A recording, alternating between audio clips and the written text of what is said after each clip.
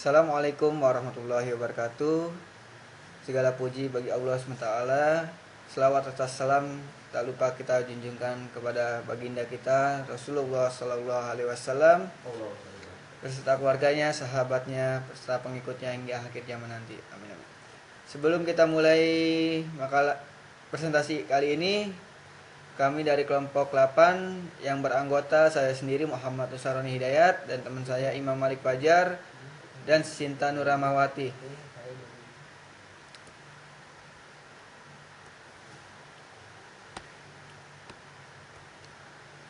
Pengertian pendekatan pembelajaran.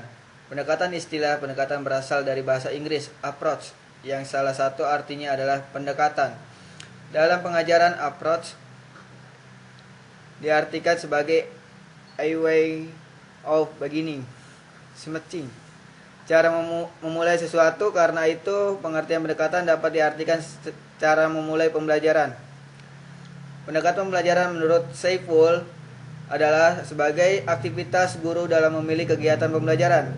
Pendekatan pembelajaran sebagai penjelasan dan juga mempermudah bagi para guru memberi pelayanan pembelajar dan juga mempermudah siswa untuk memahami materi ajar yang disampaikan guru. Dengan memelihara suasana pembelajaran yang menyenangkan. Pendekatan pembelajaran dapat diartikan sebagai titik tolak atau sudut pandang kita terhadap proses pembelajaran yang merujuk pada pandangan tentang terjadinya suatu proses yang sifatnya masih sangat umum.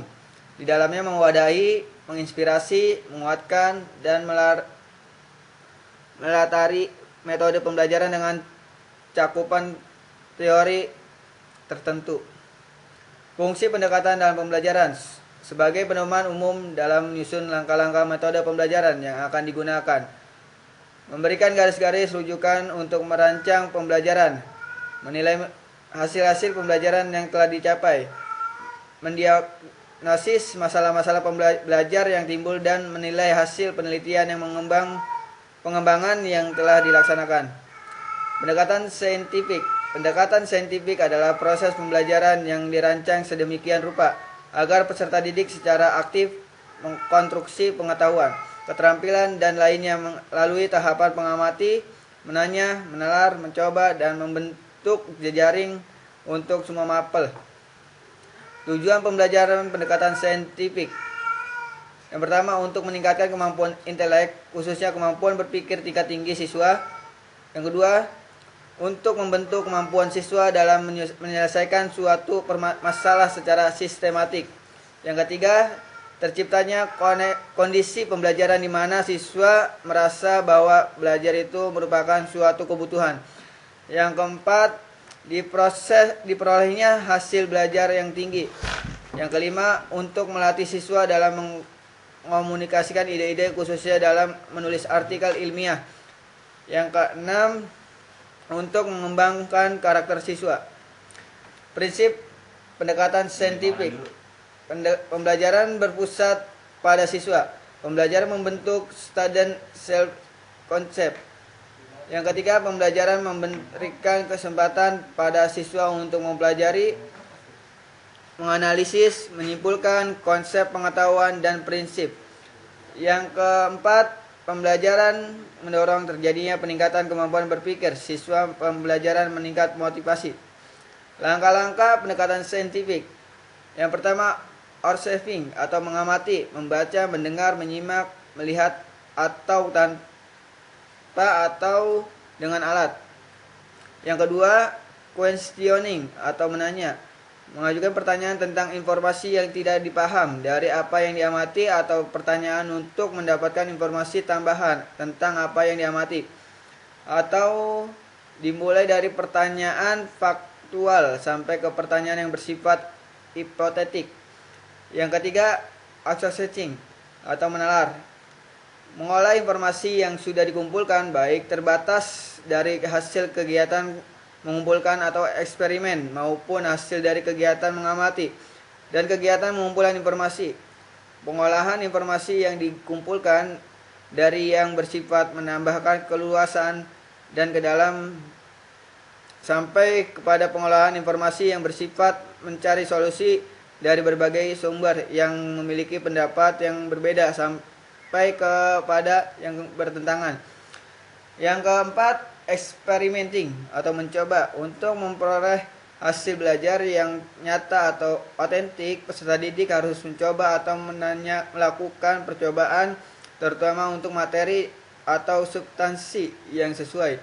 Pada mata pelajaran IPA misalnya, peserta didik harus memahami konsep-konsep IPA dan kaitannya dengan kehidupan sehari-hari.